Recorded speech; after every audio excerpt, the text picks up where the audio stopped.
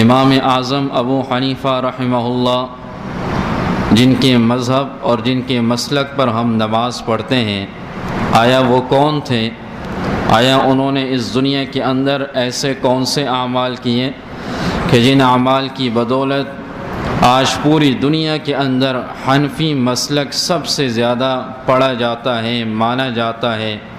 آج پوری دنیا کے اندر جتنی بھی فقہ کی کتابیں ہیں، مسائل کی کتابیں ہیں، وہ تمام کے تمام لکھنے والے سب کے سب حنفی ہیں۔ آج پوری دنیا کے اندر دنیا کے کونے تک جائے تو امام اعظم ابو حنیفہ رحمہ اللہ ان کے مسلک کے ماننے والے زیادہ ہیں۔ سن 80 ہجری کے اندر ان کی پیدائش ہوئی، امام اعظم ابو حنیفہ رحمہ اللہ، اور 80 صحابہ کی انہوں نے زیارت کی۔ 80 صحابہ، جن میں سے 6 صحابہ ایسے ہیں جن سے امام اعظم ابو حنیفہ رحمہ اللہ نے حدیث کی سند بھی لی۔ ان کا اصل نام نعمان بن ثابت ہے، ان کی کنیت ابو حنیفہ ہے، لقب امام اعظم ہے۔ اصل نام نعمان بن ثابت ہے، کنیت ان کی ابو حنیفہ ہے، اور لقب امام اعظم رحمہ اللہ ہے۔ اپنے وقت کے بہت بڑے عالم، اپنے وقت کے بہت بڑے مجتہد، اپنے وقت کے بلکہ جتنے بھی 4 ائمہ ہیں، ان 4 ائمہ میں سے امام ابو حنیفہ رحمہ اللہ واحد امام ہے جو تابعی ہے، باقی کوئی تابعی نہیں ہے۔ حضرت انس رضی اللہ تعالیٰ عنہ کی زیارت بھی امام اعظم ابو حنیفہ رحمہ اللہ نے کی ہے، بلکہ اللہ کے نبی صلی اللہ علیہ وسلم نے ایک دن حضرت سلمان فارسی رضی اللہ تعالیٰ عنہ سے ارشاد فرمایا، اے سلمان، میرے بعد تمہاری نسل میں ایک ایسا آدمی آئے گا، اگر یہ علم ثریا ستارے پر بھی ہوگا یہ وہاں سے بھی انہیں کھینچ کر لائے گا۔ لوگوں نے کہا حضرت سلمان فارسی رضی اللہ تعالیٰ عنہ کی اس روایت کے مصداق امام ابو حنیفہ ہے۔ علماء نے کہا اللہ کے نبی صلی اللہ علیہ وسلم کی اس بات کے مصداق وہ امام اعظم ابو حنیفہ رحمہ اللہ تھے کہ اپنے وقت کے اندر امام مالک رحمہ اللہ ایک دن کہنے لگے، ملاقات کے لیے تشریف لائے، ملاقات ہوئی، ملاقات کے بعد اپنے ساتھیوں سے فرمایا کہ اے ساتھیوں، اس آدمی کو جانتے ہو یہ کون ہے؟ امام مالک 4 ائمہ میں سے ایک امام ہے، 4 امام ہیں۔ پہلے نمبر پر امام ابو حنیفہ، امام مالک، امام شافعی، اور چوتھے نمبر پر امام احمد بن حنبل رحمہ اللہ۔ امام شافعی اور امام احمد بن حنبل رحمہ اللہ یہ دونوں حضرات امام صاحب کے شاگردوں کے شاگرد ہیں، یہ دونوں حضرات امام صاحب کے شاگردوں کے شاگرد ہیں۔ جس دن امام صاحب کا انتقال ہوا اس دن امام شافعی رحمۃ اللہ علیہ کی پیدائش ہے، یعنی اتنے بڑے امام ہیں ہمارے۔ تو امام مالک رحمہ اللہ تشریف لائے، ملاقات ہوئی، ساتھیوں سے کہا اس آدمی کو جانتے ہو کہ یہ کون ہے؟ ساتھیوں نے کہا ہم نہیں جانتے۔ تو امام مالک رحمہ اللہ کہنے لگے یہ وہ آدمی ہے اگر اس سامنے پتھر کو بھی یہ کہے سونے کا ہے اور دلائل پیش کرے تو سامنے والا بندہ اس پتھر کو سونا ماننے پر مضر ہو جائے گا اور وہ کہے گا یہ واقعی میں یہ پتھر نہیں سونا ہے۔ یعنی اتنی بڑی بات امام مالک رحمہ اللہ نے کی کہ اگر یہ پتھر کو سونا ثابت کر کے دکھائیں اور دلائل سے کہیں تو یہ امام ابو حنیفہ رحمہ اللہ ثابت کر سکتے ہیں۔ اپنے وقت کے اندر انہوں نے خواب دیکھا، خواب یہ دیکھا کہ امام ابو حنیفہ رحمہ اللہ نے خود فرمایا کہ میں نے خواب میں دیکھا کہ میں اللہ کے نبی صلی اللہ علیہ وسلم کے قبر اطہر کو کھود رہا ہوں اور کھودنے کے بعد آپ کے جسم اطہر کو اپنے سینے سے لگا رہا ہوں۔ وقت کے بہت بڑے معبر حضرت امام ابن سیرین رحمہ اللہ علیہ کے پاس کسی قاصد کو بھیجا کہ اس خواب کی تعبیر پوچھی جائے لیکن میرا نام نہ لیا جائے۔ امام ابن سیرین رحمۃ اللہ علیہ کے پاس جب وہ قاصد آیا اور آنے کے بعد کہا کہ ایک آدمی نے یہ خواب دیکھا ہے، تو امام ابن سیرین رحمہ اللہ بہت بڑے خواب کے معبر تھے، بہت بڑے خواب کے علم بتانے والے تھے، تو کہنے لگے پہلے مجھے بتلائیے یہ خواب کس نے دیکھا ہے؟ تو قاصد نے کہا میں نہیں بتلاؤں گا۔ دوسری دفعہ پوچھا مجھے بتلائیے، کہا میں نہیں بتلاؤں گا۔ تیسری دفعہ پوچھنے کے بعد بھی جب انہوں نے کہا میں نہیں بتلاؤں گا تو امام ابن سیرین رحمہ اللہ نے فرمایا یہ آدمی وہ ہے صاحب هذه الرؤیا ینشر علم، یہ آدمی ایسا ہے اس خواب کو دیکھنے والا کہ اس کا علم اللہ پوری دنیا کے اندر پھیلائے گا، یہ وہ آدمی ہے۔ اور پھر یہی ہوا کہ امام ابو حنیفہ رحمہ اللہ کا علم اللہ نے پوری دنیا کے اندر پھیلایا۔ خوبصورت شکل کے مالک، درمیانے قد کے تھے اور نفیس اور عمدہ خوشبو لگایا کرتے تھے، جہاں سے گزرا کرتے تھے لوگوں کو علم ہو جاتا تھا کہ یہاں سے امام اعظم ابو حنیفہ رحمہ اللہ گزرے ہیں۔ ریشم کپڑے کا کاروبار کیا کرتے تھے، کپڑے کا، اور کپڑے کے کاروبار کے اندر ایک وقت انہوں نے کاروبار کے لیے صرف کیا ہوا تھا۔ سال بھر جب کاروبار کرتے تو سال میں ایک دن حساب لگاتے کہ پورے سال کی آمدنی کتنی ہوئی، لگانے کے بعد اپنے سال کا خرچہ الگ کرتے اور باقی پورا خرچہ علماء، فقہاء، محدثین اور دین کے سیکھنے والوں پر خرچ کرتے اور کہتے یہ آپ ہی کی وجہ سے میں نے یہ کمایا ہے، لہذا یہ پورا ان پر خرچ کرتے۔ دین سے بڑی محبت کرنے والے تھے اور تقوی کا یہ عالم تھا کہ ایک دن آ رہے تھے راستے میں، مجوسی ان کا مقروض تھا، ایک مجوسی نے ان کے پیسے دینے تھے، تو ان کے گھر کے قریب ان کے پاؤں، ان کی جوتی پر کوئی نجاست لگ گئی، تو امام صاحب نے اپنی جوتی یوں جھڑکی اور جھڑکنے کے بعد وہ نجاست مجوسی کے گھر کے دیوار پہ لگ گئی۔ تو امام صاحب جب یہ دیوار پہ نجاست لگی تو امام صاحب نے دل میں یہ سوچا اگر میں اسے ہٹاتا ہوں، اس زمانے میں جو گھر ہوا کرتے تھے مٹی کے ہوا کرتے تھے، تو مٹی کرشتی ہے، اس سے مکان خراب ہو جائے گا، اگر اسی طرح چھوڑتا ہوں تو مکان برا لگتا ہے۔ چنانچہ کسی کو بھیجا کہ دروازہ کھٹکھٹائیں اور اس مالک سے پوچھتے ہیں کہ آخر اس کا کیا حل ہے۔ دروازہ کھٹکھٹایا تو کہنے والے نے کہا کون؟ کہا کہ امام ابو حنیفہ رحمہ اللہ آئے ہیں اور آپ سے کچھ بات کرنا چاہ رہے ہیں۔ وہ اندر ہی چھپ گئے کہ کہیں مجھ سے قرضے کا مطالبہ نہ کریں۔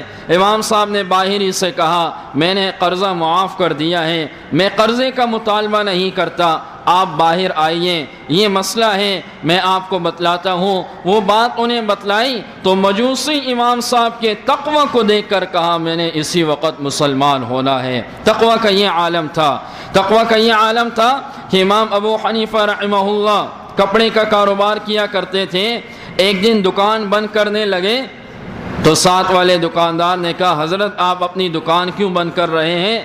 تو کہا کہ دیکھ نہیں رہے ہو اس وقت بادل آئے ہوئے ہیں اور اندھیرا ہو رہا ہے، اگر میں نے کپڑے کی دکان اسی طرح کھولی، کوئی گاہک آیا اور معمولی قسم کا کپڑا اچھا سمجھ کر اس نے لے لیا تو ایسا نہ ہو اس کا نقصان ہو جائے، کچھ اندھیرا ہو رہا ہے اس لیے میں نہیں چاہتا کسی گاہک کا نقصان ہو جائے، دکان بند کر کے تشریف لے گئے۔ تقوی کا یہ عالم تھا اور سنت سے بڑی محبت تھی۔ حضرت علی حجویری رحمہ اللہ اپنا خواب سناتے ہیں اور فرماتے ہیں کہ میں حضرت سیدنا بلال رضی اللہ تعالیٰ عنہ کے دمشق کے اندر ان کے قبر کے قریب سویا ہوا تھا، کہا میں نے خواب میں دیکھا اللہ کے نبی صلی اللہ علیہ وسلم کو میں نے خواب میں دیکھا اور نبی علیہ السلام ایک آدمی کا ہاتھ پکڑ کر آگے تشریف لا رہے ہیں۔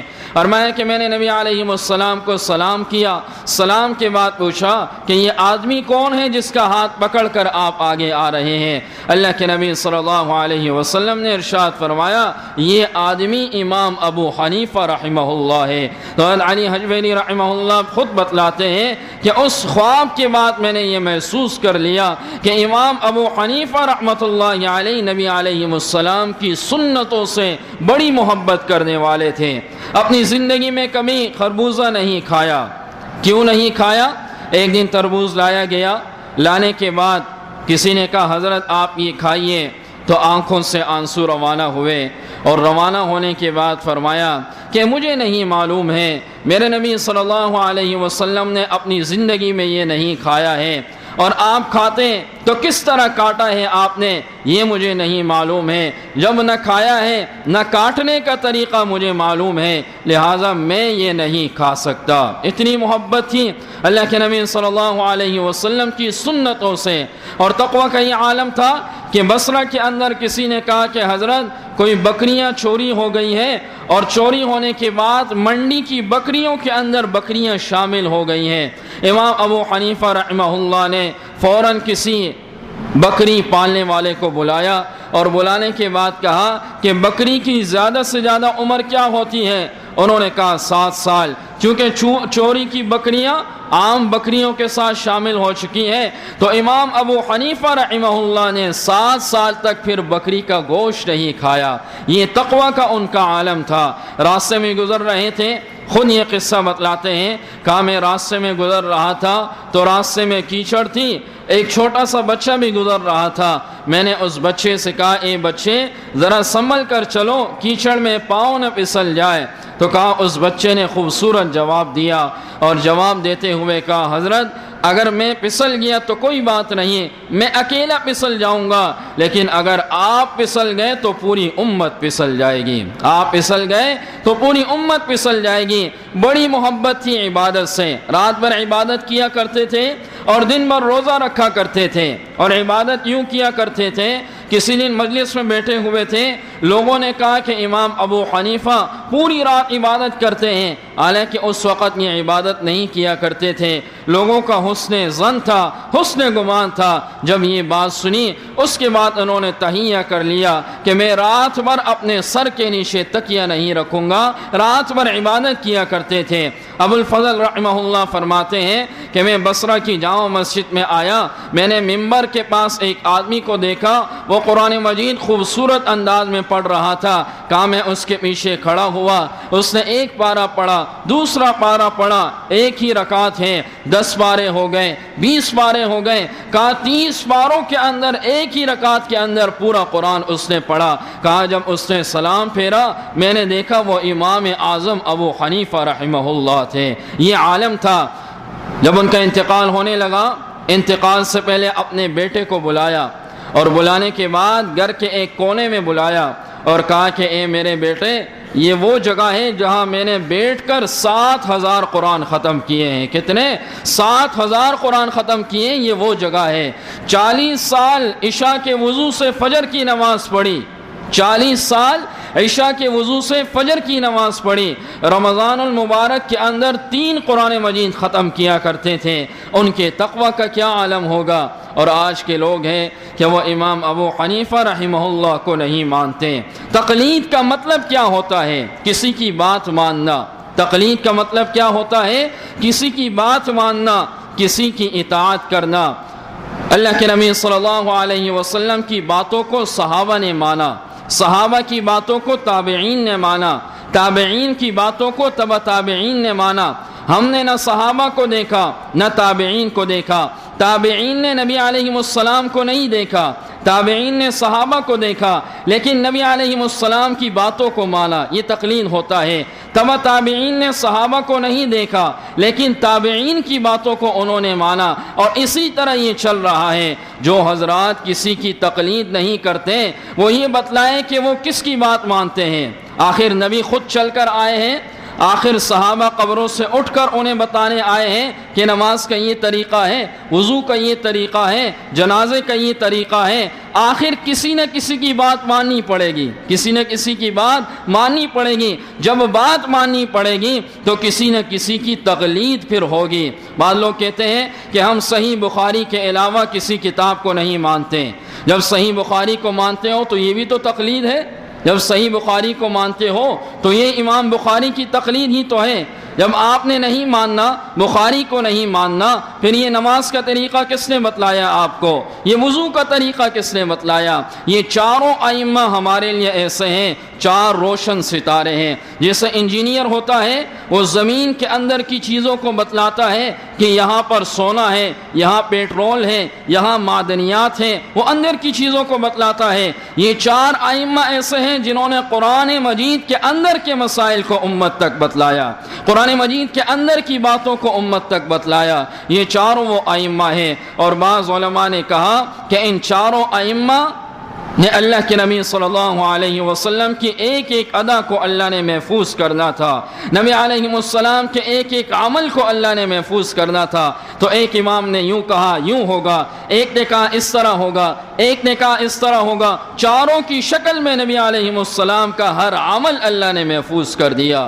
تو ان چاروں میں سے ایک امام کی بات ماننا، چاروں کو ماننا ضروری ہے، لیکن مذہب اور مسلک جس پر آپ چل رہے ہیں وہ ایک پر چلیں گے، اور باقی جو ہوں گے ان کی بھی تعظیم کریں گے، وہ بھی ہمارے بڑے ہیں، وہ بھی ہمارے اکابرین ہیں۔ اور امام اعظم ابو حنیفہ رحمہ اللہ اولئک آبائی فجئنا بمثلہم، اپنی زندگی میں کبھی غیبت انہوں نے نہیں کی اور اپنی زندگی میں کبھی غیبت نہیں سنی۔ سفیان ثوری رحمۃ اللہ علیہ سے کسی نے کہا حضرت امام ابو حنیفہ رحمہ اللہ نہ غیبت کرتے ہیں نہ غیبت سنتے ہیں، تو حضرت نے کہا بات یہ ہے وہ ہماری طرح بے وقوف نہیں ہے کہ اپنی نیکیاں کسی کو دیں، ہماری طرح بے وقوف نہیں ہے۔ ان کی زندگی کے اندر بڑے حاسد آئے، ایک حاسد تھا ان کے خلاف باتیں کیا کرتا تھا، تو امام اعظم ابو حنیفہ رحمہ اللہ ان کی خدمت میں اشرفیاں بھیجا کرتے تھے، اشرفیاں ان کی خدمت میں۔ انہوں نے کہا کہ آخر میں ان کے خلاف بات کر رہا ہوں، یہ میری خدمت میں پیسے بھیج رہے ہیں۔ تو امام ابو حنیفہ رحمہ اللہ نے فرمایا بات یہ ہے وہ مجھے نیکیاں دے رہا ہے، وہ مجھے اپنی نیکیاں دے رہا ہے، تو میں چاہ رہا ہوں ان نیکیوں کا عوض اسے دے دوں تاکہ یہ خاموش ہو جائے۔ تو اپنی زندگی میں انہوں نے پھر، اور صبر کا یہ عالم تھا امام ابو حنیفہ کا۔ ان کے والد کا انتقال ہوا تھا، یہ بات بتلا کر بات ختم کرتا ہوں۔ والد کے انتقال کے بعد 90 سال کی بوڑھی عورت، 90 سال کی بوڑھی ان کی والدہ تھی۔ ایک آدمی آیا دروازے پر، دروازہ کھٹکھٹایا اور کھٹکھٹانے کے بعد کہا حضرت میں نے آپ کی والدہ سے نکاح کرنا ہے۔ 90 سال کی بوڑھی والدہ، اور آدمی کیا کہہ رہا ہے میں نے آپ کی والدہ سے نکاح کرنا ہے۔ امام صاحب کے صبر کا امتحان لے رہا ہے۔ امام ابو حنیفہ رحمہ اللہ نے فرمایا آپ رکیے، میں اندر جاتا ہوں، وہ بالغہ ہیں، عاقلہ ہیں، میں ان سے پوچھ لیتا ہوں وہ کیا کہتی ہیں۔ جیسے ہی جانے لگے تو تاریخ کے اندر یہ بات آتی ہے اس آدمی کا سر غیب سے کٹ چکا تھا، اس آدمی کا سر تن سے جدا ہو چکا تھا۔ جیسے ہی پیچھے دیکھا تو علماء نے کہا امام ابو حنیفہ رحمہ اللہ کے صبر نے اس آدمی کی جان لے لی۔ تو ایسے اکابرین تھے، ایسے اولیاء اور ایسے علماء اور ایسے بزرگان دین گزرے ہیں کہ جن کی زندگیوں پر ہم عمل کر رہے ہیں، آج پوری دنیا ان کے لیے صدقہ جاریہ کی شکل بنی ہوئی ہے۔ اللہ رب العزت سے دعا ہے کہ اللہ رب العزت امام ابو حنیفہ رحمہ اللہ کے نقش قدم پہ چلنے کی توفیق عطا فرمائے۔